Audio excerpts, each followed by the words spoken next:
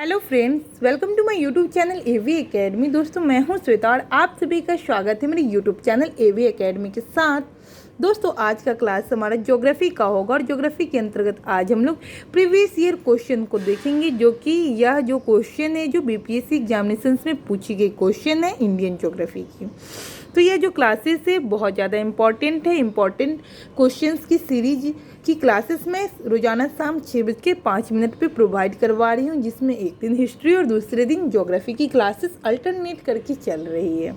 तो आप लोग रोजाना क्लास कीजिए, कंटिन्यूटी वे में क्लासेस कीजिए, क्योंकि आने वाले एग्जामिनेशंस के लिए यह क्लासेस बहुत ज़्यादा लाभप्रद है। तो चलिए शुरू करते हैं आज की क्लास को। हमारा पहला क्वेश्चन है, भारत के कुल भौगोलिक क्षेत्र में वन क्षेत्र का क्या प्रतिशत है? ऑप्शन ए है 20.7%, ऑप्शन बी है 21.7%, ऑप्शन सी है 22.7% और ऑप्शन डी है 23.7%।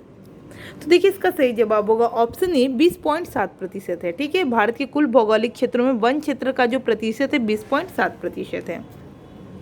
चलिए इसके डिटेल्स को देखते हैं। The state of forest report 2023 के अनुसार भारत के कुल 20.64% अर्थात लगभग 6,78,333 वर्ग किलोमीटर क्षेत्र पर वनों का विस्तार है। ठीक है, देहरादून स्थित भारतीय वन सर्वेक्षण विभाग प्रत्येक 2 वर्ष पर उपग्रह चित्रण के माध्यम से देश का वनावरण वन स्थित report the state of forest report शीर्षक से जारी करता है।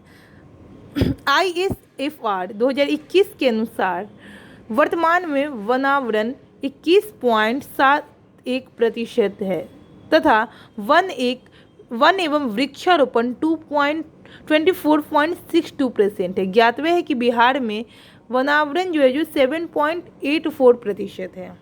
ठीक है, तो इसका सही जवाब ऑप्शन ए होगा। नेक्स्ट क्वेश्चन देखते हैं हम लोग। भारत में किस राज्य का सर्वाधिक क्षेत्र घने पतझड़ वाले जंगल से घिरा है? ऑप्शन ए है उड़ीसा, ऑप्शन बी है महाराष्ट्र, ऑप्शन सी है Madhya Pradesh, option D Chhattisgarh, option E है उपरोक्त में से कोई नहीं या फिर एक से अधिक। तो सही जवाब ऑप्शन सी होगा मध्य प्रदेश। ठीक है, भारत का जो मध्य प्रदेश राज्य जो सर्वाधिक क्षेत्र घने पतझड़ वाले जंगल से घिरा है। भारतीय वन सर्वेक्षण रिपोर्ट के अनुसार स्टेट फॉरेस्ट रिपोर्ट 2021 के अनुसार दिए गए विकल्पों में पतझड़ यानी कि डिसिड्यूअस वनों का सर्वाधिक विस्तार मध्य प्रदेश तथा उसके पश्चात छत्तीसगढ़ में, अतः विकल्प सी सही होगा। ठीक है, तो मध्य प्रदेश के बाद कौन सा राज्य आता है? तो छत्तीसगढ़ आता है। ठीक है, नेक्स्ट देखते हैं। नेक्स्ट क्वेश्चन है हमारा, प्रतिशत अधिकतम वन क्षेत्र। Option A Arunachal Pradesh, option B Himachal Pradesh, option C Mizoram, option D Nagaland. तो इसका सही जवाब ऑप्शन सी होगा मिजोरम। ISFR 2021 के अनुसार भारत के सर्वाधिक वनाच्छादित क्षेत्रों में मध्य प्रदेश 77,493 वर्ग किलोमीटर का प्रथम स्थान है, जबकि विकल्प राज्यों में से मिजोरम के 84.53% सर्वाधिक प्रतिशत भाग में वनों का विस्तार मिलता है। ठीक है, चलिए आगे देखते हैं। नेक्स्ट क्वेश्चन है हमारा, भारत के किस राज्य में वन्य जीव अभ्यारण्य सबसे अधिक है संख्या में है? ऑप्शन ए है कर्नाटक, ऑप्शन बी है तमिलनाडु, ऑप्शन सी है महाराष्ट्र, ऑप्शन डी मध्य प्रदेश, ऑप्शन ई उपरोक्त में से कोई नहीं या फिर एक से अधिक। इसका सही जवाब ऑप्शन सी महाराष्ट्र है। ठीक है, सबसे ज़्यादा वन्य जीव अभ्यारण्य अगर मिलता है तो महाराष्ट्र में मिलता है। ऑप्शन सी इसका सही जवाब है। जनवरी 2023 के स्थिति के अनुसार भारत के राज्यों में वन्य जीव अभ्यारण्य की सर्वाधिक संख्या महाराष्ट्र के में 49 है, जबकि संघ राज्य अंडमान एवं निकोबार द्वीप समूह में 97 है। ठीक है, तो सबसे अधिक राज्य में देखा जाए तो महाराष्ट्र है, और अगर द्वीप समूह केंद्र शासित प्रदेश में देखा जाए तो अंडमान निकोबार द्वीप समूह है। ठीक है, वहाँ 97 है। चलिए नेक्स्ट क्वेश्चन देखते हैं हम लोग। नेक्स्ट क्वेश्चन है हमारा, निम्न कथनों पर विचार करना है। ठीक है, पहला कथन है भारत में बाघ परियोजना 1973 में चालू की गई थी। दूसरा कथन है वर्ष 2022 में राष्ट्रीय जैव विविधता दिवस मनाया गया, जिसकी विषय वस्तु सभी जीवन के लिए एक साझा भविष्य का निर्माण है। तीसरा कथन है बाघ परियोजना बाघों को संरक्षित करने का एक कार्यक्रम है। देखते हैं कौन सा कथन सत्य है। ठीक है, ऑप्शन ए है केवल वन, ऑप्शन बी है केवल वन और तीसरा कथन, ऑप्शन सी है केवल दूसरा और तीसरा कथन, ऑप्शन डी है पहला दूसरा और तीसरा कथन, ऑप्शन ई उपयुक्त में से कोई नहीं या फिर एक से अधिक। तो इसका सही जवाब ऑप्शन डी होगा, पहला दूसरा और तीसरा तीनों कथन इसका सही है। ठीक है, बाघों के संरक्षण के केंद्र ने अप्रैल 1973 में बाघ परियोजना प्रारंभ किया था, यानी कि 1973 में बाघ परियोजना को शुरू किया गया था। तो ध्यान रखिएगा, यहाँ से 3-4 क्वेश्चन बनेगा। कब शुरू किया गया? 1973 में। और अंतर्राष्ट्रीय जैव विविधता दिवस 22 मई को मनाया जाता है। तो अंतर्राष्ट्रीय जैव विविधता दिवस कब मनाया जाता है, ये भी क्वेश्चन इंपॉर्टेंट है। 22 मई को अंतर्राष्ट्रीय जैव विविधता दिवस मनाया जाता है। ठीक है, वर्ष 2022 में इस दिवस का theme building A air shared future for all life, सभी जीवन के लिए एक साझा भविष्य का निर्माण था। वर्ष 2023 में इसका विषय थीम था from agreement to action build back biodiversity. ठीक है, नेक्स्ट क्वेश्चन देखते हैं हम लोग। समस्त विश्व में तेंदुओं की सर्वाधिक आबादी भारत में है, इनकी अनुमानित संख्या कितना है, सो बताना है। ठीक है, तो ऑप्शन ए में है 6000, वही ऑप्शन बी में है 16000, ऑप्शन सी में है 60000 और ऑप्शन डी में है 10,600। ठीक है, तो इसका जो ऑप्शन है इसमें स्टार मार्क किए हुए हैं। तो स्टेट्स ऑफ क्या कह रहा है, लियोपार्ड्स इन इंडिया 2018 के अनुसार भारत में लगभग 12,852, 12,172 से 13,535 के मध्य तेंदुओं के होने का अनुमान है। ठीक है, तो इसमें कोई आंसर नहीं होगा। नेक्स्ट क्वेश्चन देखते हैं। भारत की जनसंख्या विशेषताओं के संबंध में निम्नलिखित कथनों पर मनन करना है। ठीक है, पहला कथन है वर्ष 1991 से 2001 के दशक में जनसंख्या की वृद्धि लगभग 21% की दर से हुई। वर्ष 1991 की अपेक्षा वर्ष 2001 में पुरुष व महिला साक्षरता का अंतर बढ़ गया। वर्ष 2001 की जनगणना के अनुसार देश में 35 ऐसे बड़े नगर हैं जिनमें कुल नगरीय जनसंख्या की लगभग 48% जनसंख्या निवास करती है।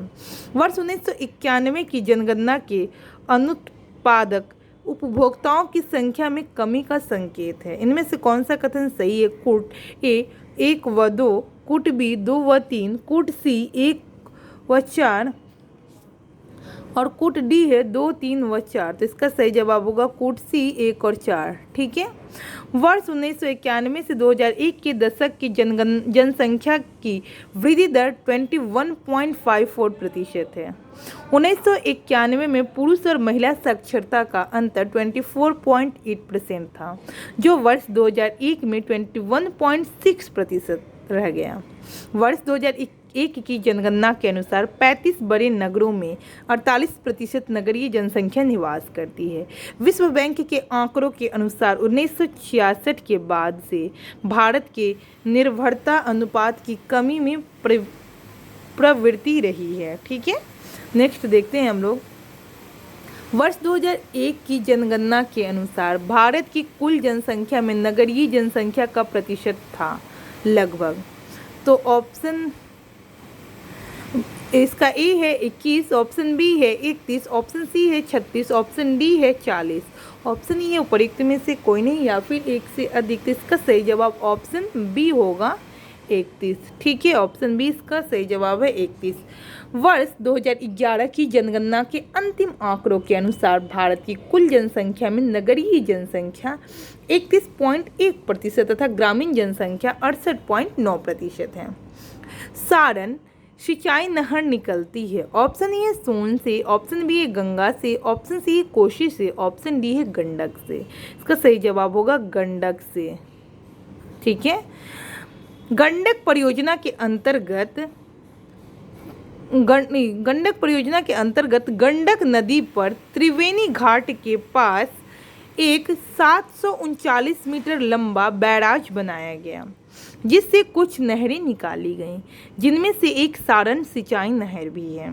ठीक है, नेक्स्ट क्वेश्चन देखते हैं हम लोग। त्रिवेणी नहर में किस नदी से पानी आता है? ऑप्शन ए है सोन, ऑप्शन बी है कोसी, ऑप्शन सी है गंडक, ऑप्शन डी है मयूराक्षी। इसका सही जवाब ऑप्शन सी होगा, गंडक से आता है। ठीक है, नेक्स्ट क्वेश्चन देखते हैं हम लोग। भाखड़ा नांगल एक संयुक्त परियोजना है। ऑप्शन ए हरियाणा पंजाब राजस्थान की, ऑप्शन बी हरियाणा पंजाब दिल्ली की, ऑप्शन सी है हिमाचल प्रदेश हरियाणा और पंजाब की, ऑप्शन डी है पंजाब दिल्ली और राजस्थान की। तो सही जवाब होगा ऑप्शन ई हरियाणा पंजाब राजस्थान की। भाखड़ा नांगल एक संयुक्त परियोजना है हरियाणा पंजाब और राजस्थान की। ठीक है, भाखड़ा नांगल बहुउद्देशीय परियोजना पंजाब हरियाणा और राजस्थान राज्यों का संयुक्त उपक्रम है। इसके अंतर्गत भाखड़ा और नांगल के पास सतलज नदी पर 2 बांधों का निर्माण किया गया। ठीक है, नेक्स्ट क्वेश्चन देखते हैं हम लोग। भाखड़ा नांगल बांध किस नदी पर बनाया गया? Option A Ravi, option B है सिंधु, ऑप्शन सी है चिनाब, ऑप्शन डी सतलज। इसका सही जवाब ऑप्शन डी होगा सतलज। ठीक है, किस नदी पर शिव समुद्रम जल प्रपात अवस्थित है? Option A Kaveri, option B है Krishna, option C Godavari, option D है महानदी। तो इसका सही जवाब होगा कावेरी नदी पर शिव समुद्रम जल प्रपात बनाया गया है। कावेरी नदी पर शिव समुद्रम जल प्रपात बनाया गया, याद रखिएगा, इंपॉर्टेंट है। शिव समुद्रम जल प्रपात कर्नाटक में कावेरी नदी पर स्थित है। इस नदी का उद्गम कर्नाटक के कोडागु जिले की ब्रह्मगिरी पहाड़ियों से होता है। इसका अपवाह क्षेत्र कर्नाटक, केरल, तमिलनाडु एवं पुदुचेरी में विस्तृत है। नेक्स्ट क्वेश्चन है हमारा, पट्टी सीमा परियोजना निम्नलिखित में से किन नदियों के एकीकरण से जुड़ी है? ऑप्शन ए है कृष्णा एवं कावेरी, ऑप्शन बी है कृष्णा और गोदावरी, ऑप्शन सी है गोदावरी और महानदी, ऑप्शन डी है गंगा ब्रह्मपुत्र, ऑप्शन ई है प्रयुक्त में से कोई नहीं या फिर एक से अधिक। तो इसका सही जवाब ऑप्शन बी होगा, कृष्णा और गोदावरी। पट्टी सीमा परियोजना जो है जो कृष्णा और गोदावरी नदियों से जुड़ी हुई है। ठीक है, पट्टी सीमा लिफ्ट सिंचाई परियोजना कृष्णा और गोदावरी नदियों के एकीकरण से जुड़ी है।